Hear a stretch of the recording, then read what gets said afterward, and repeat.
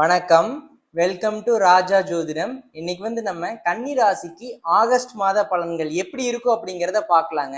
இந்த ஆகஸ்ட் மாதத்துல சனி பகவான் வக்கரம் அடைஞ்சிருக்கிறாருங்க. இந்த வக்கர சனி என்ன மாதிரியான மாற்றங்களை இந்த ஆகஸ்ட் மாதத்துல கன்னி ராசி என்பவர்கள் கொடுக்குது அப்படிங்கிறத பார்க்கலாங்க. முதல்ல வேலை இல்லாத நபர்களுக்கு எப்படி இருக்கும்னு பாத்தீங்கன்னா, இந்த கடந்த காலத்துல குரு பகவான் 10ஆம் இடத்துல இருந்து ஒரு வேலை அப்படிங்கிறது கரெக்டா கிடைச்சிருக்காதுங்க. ஆல்ரெடி வேலையில இருந்திருப்பீங்க, வேலை பறி போயிருக்கலாம். ஏதோ ஒரு ரீதியாக உங்களுக்கு டிஸ்டர்பன்ஸ் அப்படிங்கிறது உங்க வேலை ரீதியாகவோ தொழில் ரீதியாகவோ கண்டிப்பா ஏற்பட்டிருக்கும் அப்படிங்கறத சொல்லாங்க. அப்படிங்கிறதுனால இந்த ஆகஸ்ட் மாதத்துல உங்களுக்கு குரு பகவான் 11ஆம் இடத்துல இருக்கிறாருங்க. உங்க ஜென்ம ராசிலே சுக்கிர பகவான் இருக்கிறாருங்க. இந்த டைம் பீரியட் நல்லா இருக்குங்க, சந்தோஷமா இருப்பீங்க. ஒரு வேலை அப்படிங்கிறது கண்டிப்பா கிடைக்குங்க. ஏன்னா 7ஆம் இடத்துல சனி பகவான் வக்கரம் அடைஞ்சிருக்கிறாருங்க. அப்போ கண்டிப்பா ஒரு நல்ல வேலை அப்படிங்கிறது உங்களை தேடி வரும் அப்படிங்கிறத புரிஞ்சுக்கோங்க. இந்த டைம் பீரியட் ஒரு மகிழ்ச்சியா இருப்பீங்க. அப்படின்னா ஒரு மகிழ்ச்சியான செய்தி உங்களை தேடி வரப்போகுது அப்படிங்கிறத புரிஞ்சுக்கோங்க. இதுக்கு அடுத்து வேலை செய்யற நபர்களுக்கு எப்படி இருக்கும்னு பாத்துட்டீங்கன்னா, உங்களுக்கு மட்டும் இந்த மாதத்துல பர்டிகுலரா வேலை கொஞ்சம் ஒர்க் ப்ரெஷர் அதிகமா இருக்குங்க. ஆனா அதுக்கேத்த ப்ரொமோஷன் கண்டிப்பா வந்துருங்க. என்ன சார் ஒர்க் ப்ரெஷர் இருக்குங்கிறீங்க, ஆனா அதுக்கான ப்ரொமோஷன் வந்துடும் அப்படின்னா புரியல அப்படின்னா, இந்த டைம் பீரியட் உங்களுக்கு 6ஆம் அதிபதி யாருன்னு பாத்தீங்கன்னா சனி பகவான் தான். அவர் 7ஆம் இடத்துல வக்கர கதியில் இருக்கிறாருங்க. அப்படிங்கிறதுனால வேலை பளு அப்படிங்கிறது அதிகமா இருக்கும். ஆனால் அதுக்கான சன்மானம் கண்டிப்பா உங்களுக்கு கொடுப்பாங்க. ஏன்னா 4ஆம் இடத்தை உங்களுக்கு சனி பகவான் பார்க்கிறாருல்ல, அப்ப ப்ரொமோஷன், பதவி, அந்தஸ்து, கௌரவம் இதெல்லாமே கண்டிப்பா கிடைக்குங்க. இந்த டெம்பிள் அற்புதமா இருக்கும். ஒரு நல்ல செய்தி அப்படிங்கிறது உங்களை தேடி வரும் அப்படிங்கிறத புரிஞ்சுக்கோங்க. சில பேர் ஃபாரின் போகணும், எனக்கு வெளிநாட்டுல ஒரு வேலை பார்க்கணும், வெளிநாட்டுல ஒரு வாழ்க்கை அமையணும் அப்படின்னு நிறைய பேர் வெயிட் பண்ணிட்டு இருப்பீங்க. உங்களுக்கெல்லாம் ஆகஸ்ட் 18ஆம் தேதிக்கு மேல உங்களுக்கு நல்லா இருக்குதுங்க. அந்த டைம் பீரியட்ல நீங்க ட்ரை பண்றீங்க, முழு முயற்சியை நீங்க எஃபோர்ட் போடுறீங்க, அதுக்கான கோச்சார காலகட்டம் நல்லா இருக்குது, உங்களோட சுயஜாதகமும் சப்போர்ட் பண்ணுச்சுன்னா கண்டிப்பா நீங்க ஃபாரின் போலாம். ஏன்னா 12ஆம் இடத்துல கேது இருக்கிறாருங்க. இந்த சூரிய பகவான் ஆகஸ்ட் 18ஆம் தேதி சூரியன் கேதுவோட கன்ஜெக்ஷன் சேர்க்கை 12ஆம் இடத்துல இருக்கிறதுனால கண்டிப்பா நல்லா இருக்குதுங்க. 6ஆம் இடத்துல ராகு பகவான் இருக்கிறாருங்க. இதுவுமே நல்ல ஒரு மாற்றத்தை கண்டிப்பா கொடுக்குங்க. இந்த டைம் பீரியட் நல்லா இருக்கும். வெளிநாடு போகலாம், ப்ரொமோஷன் கிடைக்கும், நல்ல ஒரு அங்கீகாரம் அப்படிங்கிறது கிடைக்கும் அப்படிங்கிறத புரிஞ்சுக்கோங்க. இதுக்கு அடுத்து பொருளாதாரம் எடுத்துக்கிட்டோம்னா, பொருளாதாரம் ரொம்ப நல்லா இருக்குதுங்க. ஏன்னா உங்களுக்கு 2ஆம் அதிபதி யாருங்க? சுக்கிரன். அவர் உங்க ஜென்ம ராசிலே இருக்கிறதுனால பொருளாதாரம் நல்லா இருக்குங்க. பணம் கொட்டுன்னு கொட்டுங்க. ஆனா அதுக்கான முயற்சி நீங்க பண்ணணும். கமெண்ட் செக்ஷன்ல எனக்கு பணமே இல்லை அப்படின்னா நீங்க கரெக்டா அதுக்கான முயற்சி போடணும் அப்படிங்கறத கன்னிராசி என்பவர்கள் புரிஞ்சுக்கோங்க. சரிங்களா? ஒரு அதிர்ஷ்டம் அப்படிங்கிறது உங்களை தேடி வரும். ஏன்னா அந்த 9ஆம் இடம் அப்படிங்கிறது பாக்கியஸ்தானம், இறை அனுகிரகம் அப்படின்னு சொல்லுவாங்க, கடவுளோட ஒரு ஒரு ஆசீர்வாதம் அப்படின்னு சொல்லுவாங்க. அந்த 9ஆம் அதிபதி உங்க ஜென்ம ராசியிலே சுக்கிர பகவான் இருக்கிறதுனால ஒரு இறை அருள் அப்படிங்கிறது கண்டிப்பா இருக்குங்க. நல்லா இருக்கு. இந்த டைம் போய் ட்ரை பண்ணுங்க. சரிங்களா?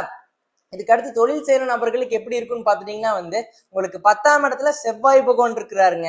இந்த டைம் பீரியட்ல ரொம்ப அற்புதமா இருக்குங்க. இந்த டைம் பீரியட் என்னென்ன நினைக்கிறீங்களோ அதெல்லாமே கண்டிப்பா நடக்குங்க.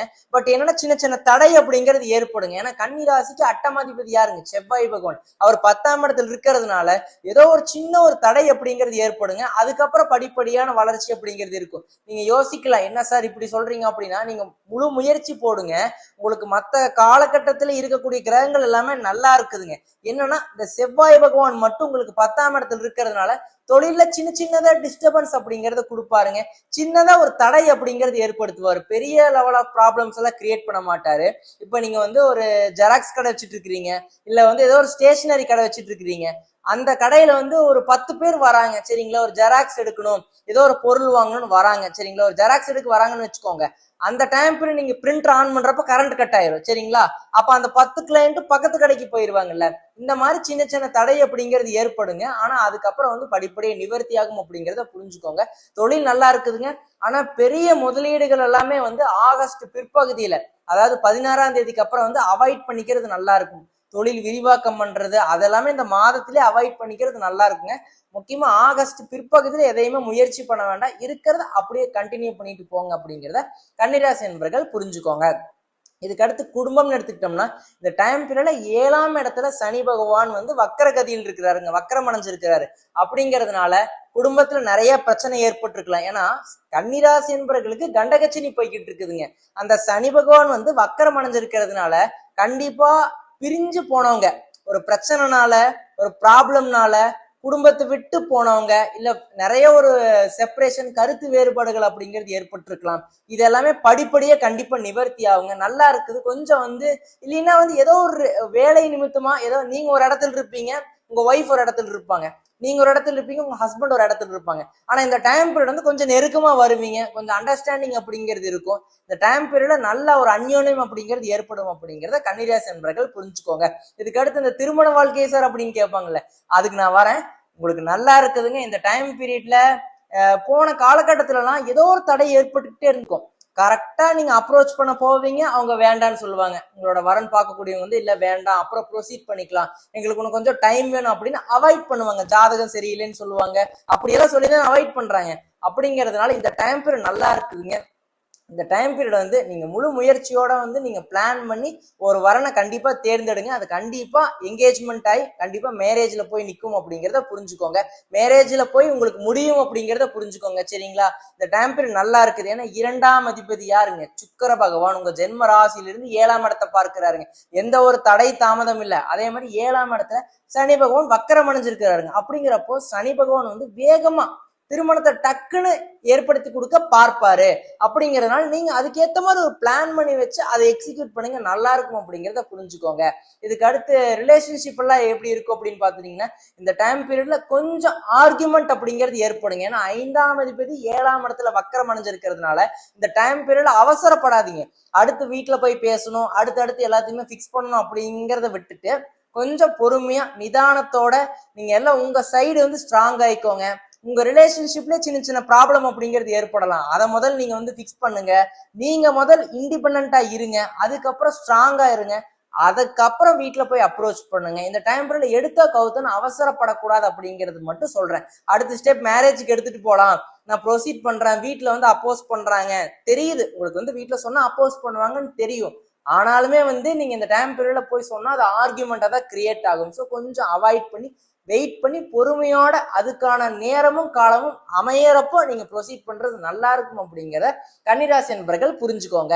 இதுக்கு அடுத்து மாணவர்களுக்கு மாணவிகளுக்கு இந்த டைம் பீரியட் எப்படி இருக்கும்னு பாத்துட்டீங்கன்னா, நல்ல ஒரு கைடன்ஸ் அப்படிங்கிறது கிடைப்பாங்க, நல்ல ஒரு ஃப்ரெண்ட் சர்க்கிள் அப்படிங்கிறது கிடைப்பாங்க. ஆனா உங்க மைண்ட் எப்படி இருக்கும்னா வந்து அப்புறம் படிச்சுக்கலாம், அப்புறம் பண்ணிக்கலாம் அப்படிங்கிற மாதிரி இருக்குங்க.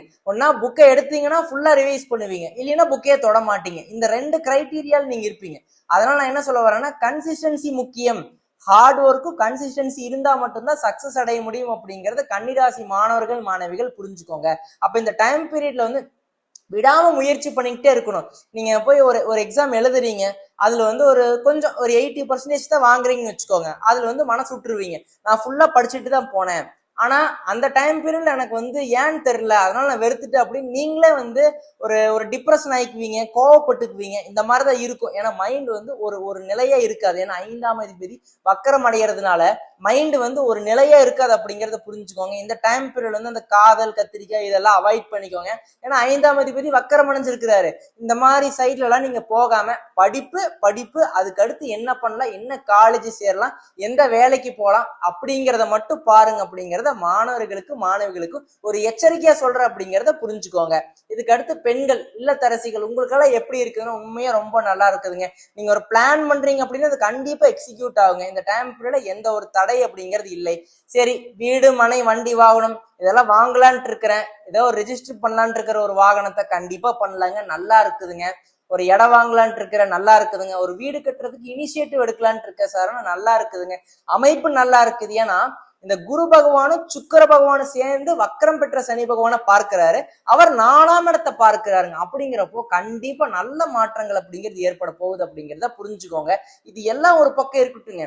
நீங்க யோசிக்கலாம், இவ்வளோ பாயிண்ட் நல்லதான் நான் சொல்றேன், ஆனா நம்மளுக்கே அது வந்து மேட்ச் ஆக மாட்டேங்குது அப்படிங்கிற மாதிரி நீங்க வந்து ஃபீல் பண்ற நபர்களா இருந்தா இந்த டைம் பீரியட் வந்து நான் என்ன சொல்ல வரேன்னா, உங்க ஜாதகத்தை எடுத்து உங்களுக்கு யோகமான தசா புத்தி போகுதா, என்ன மாதிரி அமைப்புல எந்த கிரகம் தசை நடத்துது, எந்த கிரகம் புத்தி நடத்துது அப்படிங்கிறது கொஞ்சம் அது ரீதியாக பார்த்துட்டீங்கன்னா பாசிட்டிவா இருந்தா ஓகே, நெகட்டிவா இருந்தா கொஞ்சம் விழிப்புணர்வோட இருக்கணும் அப்படிங்கிறத புரிஞ்சுக்கிட்டு அதுக்கேற்ற மாதிரி ரியாக்ட் பண்ணணும் அப்படிங்கிறத கன்னிராசி நண்பர்கள் புரிஞ்சுக்கோங்க.